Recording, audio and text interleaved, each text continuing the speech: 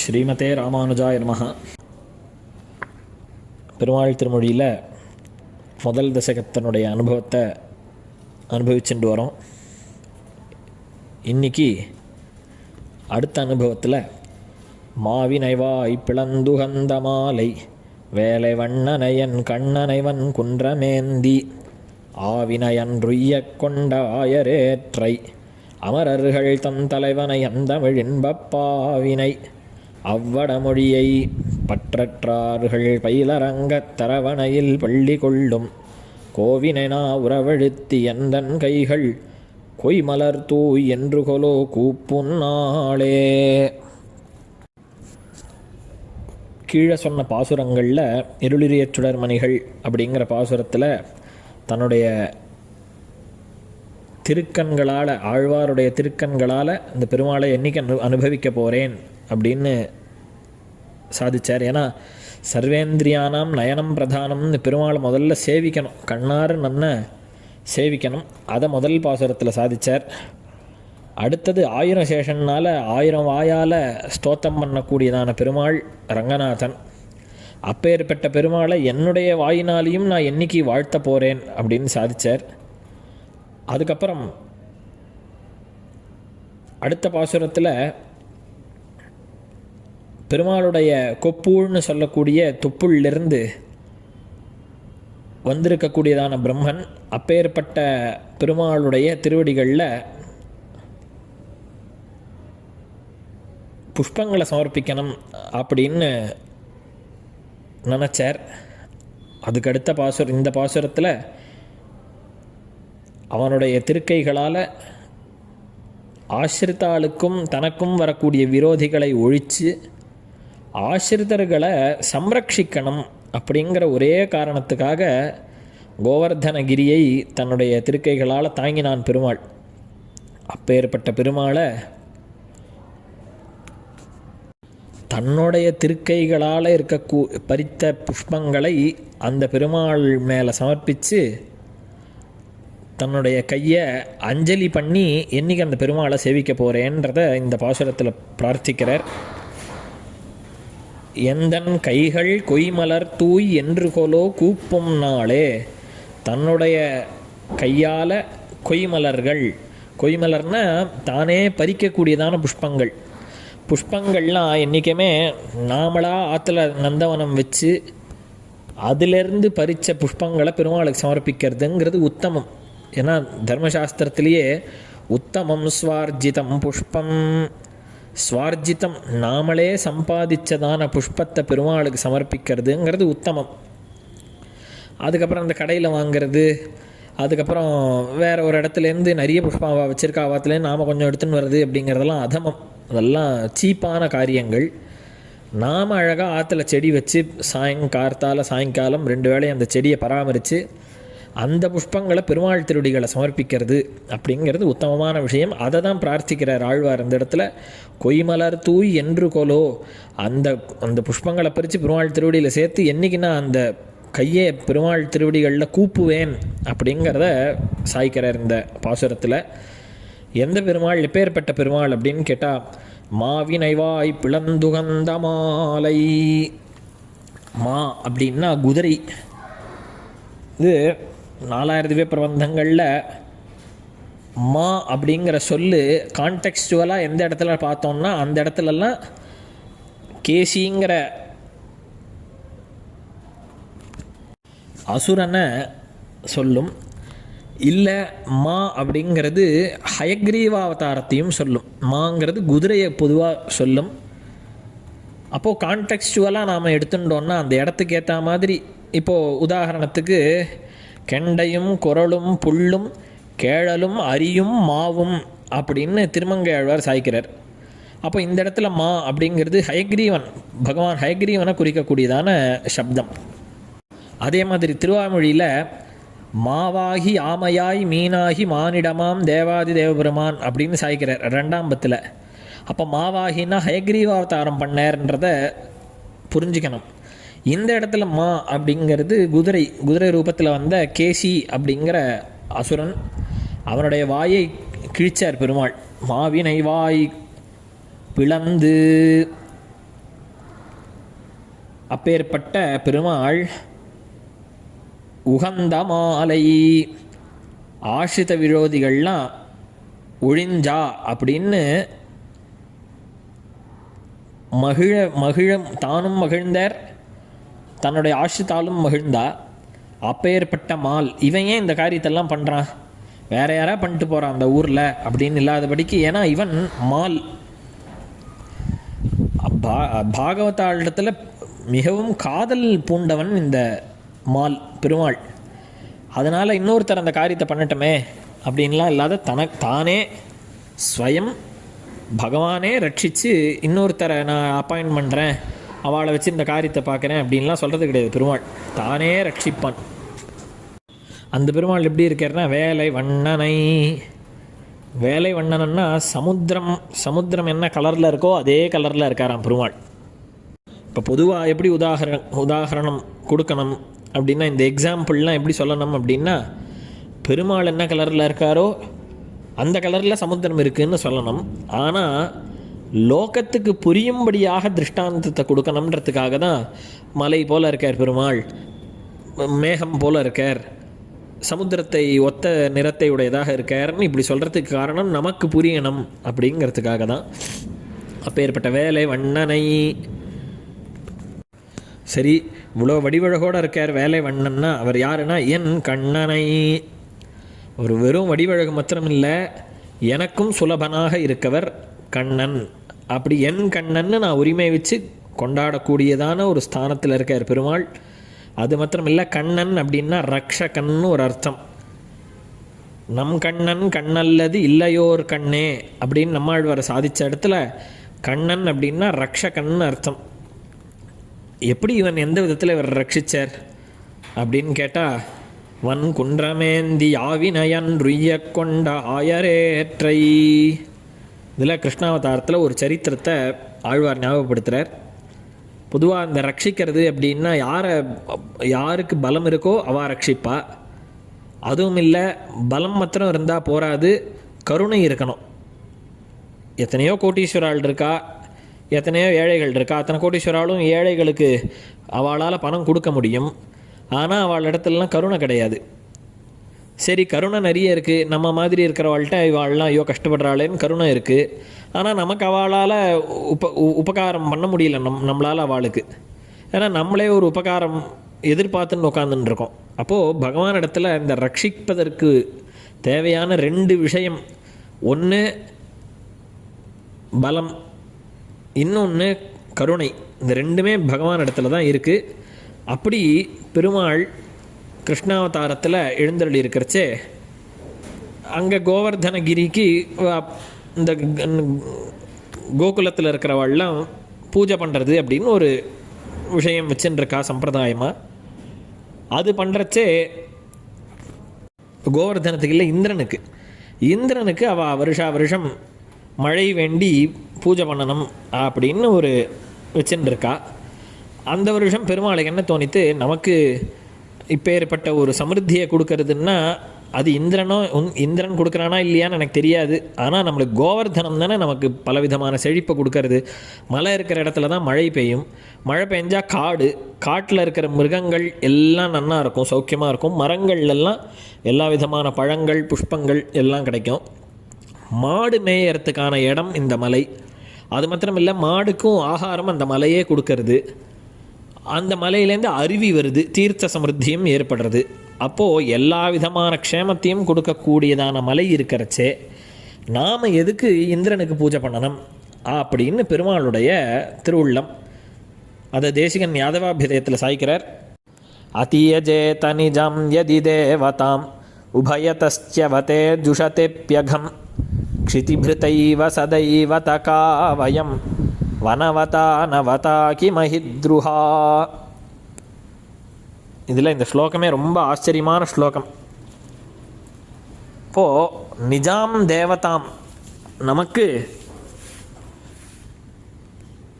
சர்வத்தையும் கொடுக்கக்கூடியதான மலை இருக்கிறச்சே தேவதாந்தரத்தை எதுக்கு நாம் பூஜை பண்ணணும்? அப்போது மலையே தேவதையை இருக்கே, அப்போ அந்த மலைக்கு தானே நாம் பூஜை பண்ணணும். இந்திரனுக்கு எதுக்கு தேவையில்லாத ஒரு பூஜை? அது மாத்திரம் இல்லை, எப்போ ஒரு தேவதை நமக்கு உபாசியமாக இருக்கோ அந்த தேவதையை விட்டுட்டு இன்னொரு தேவதைகிட்ட போகக்கூடாது. உபயதஸ்யவதே. அப்போது நம்ம முதல்ல உபாசிச்சுன்ற இந்த தேவதை இவன் என்னடா நம்ம வரம் கொடுக்கலையேன்னு இன்னொருத்தன்ட்ட போயிட்டானேன்னு அதுவும் சாபம் கொடுக்கும். புதுசாக நாம் ஒரு தேவதையை போய் ஆசிரியிக்கிறோமோ அந்த தேவத்தை என்ன பண்ணும், இவன் என்றைக்கு வேணால் நம்மளை கழட்டி விட்டுட்டு இன்னொருத்தர்கிட்ட போயிடுவான், அதனால் இந்த பயல்கிட்ட ஜாக்கிரதையாக இருக்கணும் அப்படின்னு இந்த தேவத்தையும் அவனை கண்டுக்காது. இவன் 2 இடத்துலையும் வழுக்கி விழுந்தான்னு பேர். 2 கட்சியிலையும் சேராத நடுவில் நிற்க வேண்டியது தான். அது மாத்திரம் இல்லை, ஜுஷதேப்யகம், அது பாப்பமும் கூட. இது வேதத்திலேயே சொல்லியிருக்கக்கூடிய மந்திரத்தை அப்படியே சுவாமி தேசிகன் இந்த ஸ்லோகத்தில் சாய்க்கிறார். யோவை ஸ்வாம் தேவதாம் அதியஜதே பிரஸ்வாயை தேவதாயை செவதே ந பராம் பிராப்னோதி பாபியான் பவதி அப்படின்னு சொல்லியிருக்கக்கூடிய வேதத்தை அப்படியே வேதாந்த தேசிகன்னு சொல்லிக்க முடியுமா? இல்லைன்னா வேதம் தெரியும், வேதாந்தங்கள் தெரியும், அவருக்கு தெரியாது, சர்வஜர். அப்பேற்பட்ட தேசிகன் இந்த ஸ்லோகத்தில் அந்த வேத மந்திரத்துடைய அர்த்தத்தை சாய்க்கிறார். இது பெருமாள் விஷயத்தில் இல்லை. இப்போ மீதி தேவத்தையை சேவிச்சு இது பண்ணிட்டு இருக்கிறவா, மீதி தேவத்தை கிட்ட போகின்னு இருக்கவா, பெருமாள்கிட்ட வந்தால் பெருமாள் அப்படி ஒன்றும் இத்தனை நாள் இன்னொருத்தன்ட்ட உபாசிச்சுன்றன்னா இன்றைக்கி நம்மள்கிட்ட சேவிக்கிறான், இவன் நம்மளையும் விட்டுட்டு போயிடுவான்னு நினைக்கக்கூடியவர் இல்லை பெருமாள். ஏன்னா மாலை அப்படின்னு இந்த பாசுரத்தில் சாய்ச்சிருக்காரு. மாலைன்னா ஆசிரித்தால் இடத்துல மிகவும் வியாமோகம். இவன் ஏதாவது நம்மளுக்கு கொடுத்துட்டான்னா நம்மளுக்கு அவனுக்கு என்ன பண்ணணும் அப்படின்னு தெரியாத முழிச்சுன்னு இருப்பாரான் பெருமாள். அவ்வளோ கருணை நம்ம பேரில், அவ்வளோ பிரீத்தி. இப்போ இது பெருமாள் விஷயத்துல எல்லாம் மீதி தேவதைகள்லாம் இருக்கே அந்த விஷயத்தில் சாய்க்கிறார் தேசிகன். அப்போது இந்த மலையை தான் நாம் பூஜை பண்ணணும் அப்படின்னு கிருஷ்ணன் சாச்சிட்டார் அந்த கோகுலத்தில் இருக்கிறவாள்கிட்ட. அவளும் சரி நாம் மலைக்கே பூஜையை பண்ணுவோம் அப்படின்னு தீர்மானம் பண்ணி மலைக்கு விசேஷமாக பெரிய பூஜையெல்லாம் ஆரம்பிக்கிறா. வனவதா கிம் அஹித்ருஹா, வனத்தை உடையதான இப்பேற்பட்ட மலை இருக்கிறச்சே அஹித்ருஹன்னா இந்திரனுக்கு பேர். அப்பேற்பட்ட இந்திரனால் நமக்கு ஒன்றும் இல்லை ஆக போகிறது அப்படின்னு அந்த ஸ்லோகத்தை முடித்து இந்த பூஜைகள்லாம் விசேஷமாக ஆரம்பிச்சிருக்கா. அப்போது இந்திரனுக்கு கோபம், என்னடா இது நம்மளை வருஷம் பூஜை பண்ணி நம்மளுக்கு இவ்வளோ பெரிய அன்னக்கூட்ட உற்சவம் மாதிரி பண்ணிட்டு இருந்தா இந்த வருஷம் இந்த மலைக்கு பண்ணுறாளே, சரி நம்மளுடைய வேலையை காமிக்கணும் இவாளுக்கு, நம்மளுடைய பிரபாவத்தை இவாளுக்கு தெரிய வைக்கணும் அப்படின்னு சொல்லி இந்திரன் ஒரே மழையை வருஷிக்கிறான். அந்த மழைன்றது சாதா மழை இல்லை, இந்த சைக்ளோன்லாம் இப்போ சொல்கிறாளே, இந்த மெட்ராஸ் எல்லாம் அனுபவிச்சுட்டு இருக்கா. இந்த நவம்பர் டிசம்பர் மாதத்துலலாம் இந்த சைக்ளோன்னா என்னன்னு தெரியும். அந்த சைக்ளோனை காட்டிலும் கல் மழை பொழியறது தான். கடுங்கால் மாறி கல்லே பொழிய ஆழ்வார் திருமங்கை ஆழ்வார் சாய்க்கிறார். மழையில் ஜலம் தானே மேலேருந்து வருஷிக்கும். ஆனால் இந்த இந்திரனுடைய ஒரு குரூர புத்தி, இந்த மழை பெஞ்சா போராது, இது கல் மாதிரி அவள் பேரில் அடிக்கணும். அந்த வாட்டருடைய ஸ்டேட்டே லிக்விடு, அது சாலிட் மாதிரி அவள் பேரில் படணும். அப்போனா என்ன ஃபோர்ஸில் அந்த மழை பெய்யணும் அப்படின்னு பார்த்துக்கோங்க. அப்பேற்பட்ட மழை பொழியறச்சே பெருமாள், ஏன்னா பெருமாள் தானே இந்த இனிஷியேட் எடுத்திருக்கார், இந்த மாதிரி நம்ம மலைக்கே பூஜை பண்ணுவோம் அப்படின்னு சொல்லச்சே இந்த கோபர்கள்லாம் நீயே சரணென்று ஆயரஞ்ச, கிருஷ்ணா எங்களை நீ தான் ரட்சிக்கணும் அப்படின்னு அவள் கேட்கறதுக்கு முன்ன அஞ்சாமுன் நெடுங்கால் குன்றம் குடையொன்றேந்தி நிறையை சிரமத்தால் நடுங்கா வண்ணம் காத்தான் நாமம் நமோ நாராயணமே திருமங்கையாழ்வார் சாய்க்கிறார். அதுதான் இந்த ஆழ்வாரும் இங்கே சாய்க்கிறார். ஆவினை அன்று உய்ய கொண்ட ஆயரேற்றை, இந்த மனுஷியாளுக்கு சில பேர் உபகார ஸ்மிருதியோடு இருப்பா, சில பேர் உபகார ஸ்மிருதியோடு இருக்குமா. உபகார ஸ்மிருதின்னா நன்றியை மறவாத இருக்கிறது உபகார ஸ்மிருதி. அவள் நம்மளுக்கு உபகாரம் பண்ணாளே அப்படின்னு நினச்சிட்டு அவள் பேரில் நம்ம கௌரவமாகவும் மரியாதையாகவும் இருக்கிறதுங்கிறது உபகார ஸ்மிருதி. அந்த உபகார ஸ்மிருதி மனுஷியாளுக்கே சில பேருக்கு கிடையாது. அப்போது இந்த பசுக்கள்லாம் உபகார ஸ்மிருதி பண்ண போகிறதா? பெருமாள்கிட்ட வந்து அன்றைக்கி நீ என்னை காப்பாற்றினா இன்றைக்கி 2 லிட்டர் எக்ஸ்ட்ரா பால் கறந்துக்கோன்னு சொல்ல போகிறதானே? கிடையாது. அப்பேற்பட்ட ஆவினயன்றுய்ய கொண்ட அன்று என்னைக்குன்னா இந்த இந்திரன் என்னைக்கு ரொம்ப குரூரமாக இந்த மழையை பொழிஞ்ச அன்னைக்கு ஆவினை அன்றுய்ய கொண்ட. ஏன்னா பெருமாளுக்கு கோ சக்கன்னே திருநாமம் இல்லையோ, அந்த திருநாமம் எப்போ வரும்னா இப்போ சகான்னா காப்பாற்றணும், இக்கட்டான நிலைமை ஒன்று வரச்சே நண்பனை. அப்பேற்பட்ட கோக்களை காப்பாற்றி பெருமாள் அன்று உய்ய கொண்ட ஆயரேற்றை. சரி என்னப்பா பசு இந்த கோகுல ஜனங்கள் பின்னாடி சுற்றக்கூடியவன் போல இருக்கு அப்படின்னு நினச்சிடாதீங்கோ. ஆயரேற்றை, ஆயரேறுனா அந்த கோப்ப இந்த குலத்திலேயே சிரேஷ்டமானவன் அப்படின்னு சாய்ச்சார். சரி இந்த லெவல் தான் போல இருக்கு பெருமாள் அப்படின்னா அப்படி இல்லை. அமரர்கள் தன் தலைவனை, தனக்கு ஈக்குவல் ஸ்டேட்டஸ் இருக்கும். அதாவது இங்கேருந்து சரணாகதி பண்ணிட்டு ஸ்ரீவைகுண்டத்துக்கு போகிறவா இருக்காளே, அவளுக்கும் பெருமாளுக்கும் 3/4 பங்கு ஈக்குவல் ஸ்டேட்டஸ். பெருமாளுக்கும் 2 கை 4 கை சங்க சக்கரம் உண்டு. இந்த போராளே முக்தாள் அங்கே ஸ்ரீவைகுண்டத்தில் இருக்காளே, அவளுக்கும் 4 கை வந்துடும். பெருமாள் மாதிரி அவளும் வயசா பஞ்சவிம்சகான்னு அவளுக்கும் 25 வயசு, பெருமாளுக்கும் 25 வயசு. இப்போ பாரு ஆனந்தத்தையே அனுபவிக்கக்கூடியதான இடம். அப்போது பெருமாள் இவாளும் அங்கே ஈக்குவல் போல் இருக்குது அப்படின்னு நினச்சின்னு இருக்கா சில பேர். அப்படி இல்லை, தனக்கு ஈக்குவலாக இருந்தாலும் அவளுக்கும் தலைவன் இவன் அப்படிங்கிறத காண்பிக்கிறார். அது எப்படி தெரியும் எல்லாரும் ஒரே மாதிரி தானே இருக்கா அப்படின்னா அப்படி கிடையாது.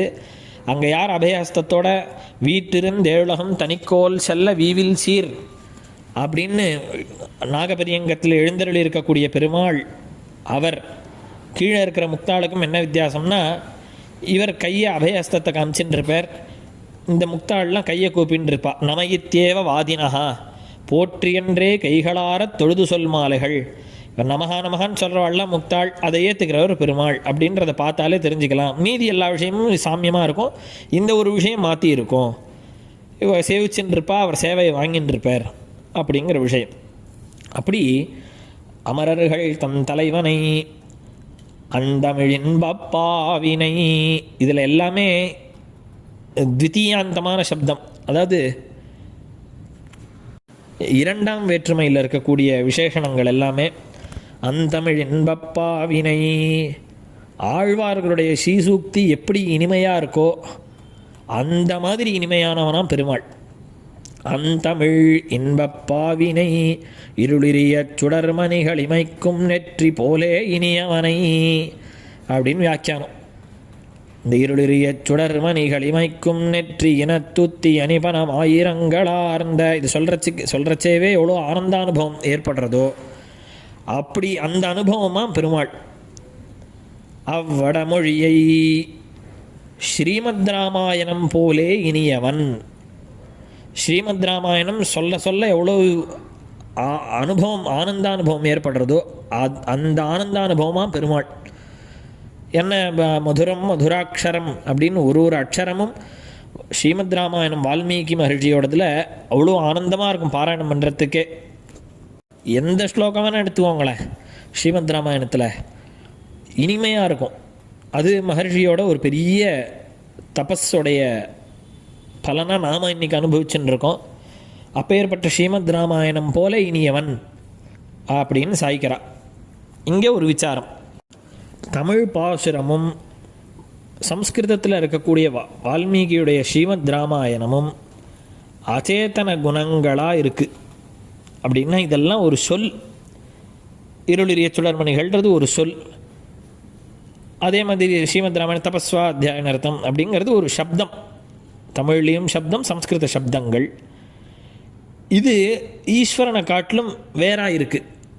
ஏன்னா பெருமாள் அப்படிங்கிறவர் ஒரு சேத்தனன், ஈஸ்வரன். அந்த ஈஸ்வரனை காட்டிலும் இந்த அச்சேதனமான இந்த குணங்கள்லாம் வேறையாச்சே.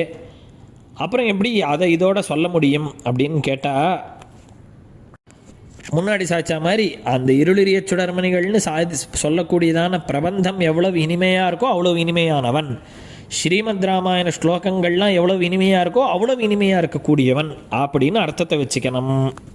அது மாத்திரம் இல்லை, இந்த ஸ்ரீமத் ராமாயண ஸ்லோகங்கள் என்ன, ஆழ்வார்களுடைய பாசுரங்கள் என்ன, எல்லாத்துக்கும் பொருள் என்ன, யாரை குறித்து சொல்லக்கூடியதான ஸ்லோகங்கள் அது, பாசுரங்கள் அது அப்படின்னு கேட்டால் அதற்கு பொருளாகவும் பெருமாள் தான் இருக்கார். அந்த இதுக்கு அந்தர்யாமியாகவும் பெருமாள் தான் இருக்கார். எஸ் சர்வேஷு பூதேஷு திஷ்டன்னு அப்படின்னு அந்தர்யாமி பிராமணத்தில் எல்லாத்துக்குமே அந்தர்யாமியாக இருக்கக்கூடியவர் பெருமாள் அப்படின்னு சாதிச்சிருக்கு. அதனால் அப்படி சொன்னதுன்னு ஒரு அர்த்தம். இது எப்படி புரிஞ்சுக்கிறதுனா, சப்த பிரம்மம் அப்படிங்கிறதா மாதிரி புரிஞ்சுக்கணும் இதை. அப்பேற்பட்ட பெருமாளை அப்பற்றற்றார்கள் பயிலரங்கத் தரவணையில் பள்ளி கொள்ளும் கோவினை. பற்றற்றார்கள் இந்த வாழ்க்கையில் சுகம் துக்கம் எல்லாத்தையும் சமமாக பார்த்துட்டு மீதி லௌகிக விஷயங்கள்லாம் ஈடுபடாதவர்கள் வசிக்கக்கூடியதான ஸ்ரீரங்கத்தில் பயில் அரங்கத் தரவணையில் பள்ளி கொள்ளும்.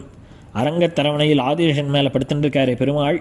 கண் வளர்ந்து இருக்கக்கூடியதான பெருமாளை நாவுறவழுத்தி நாக்குனால ஸ்தோத்திரம் பண்ணிண்டே, எந்தன் கைகள் கொய்மலர் தூ என்று கொலோ கூப்பும் நாளே, நானே புஷ்பங்களை கிரகிச்சு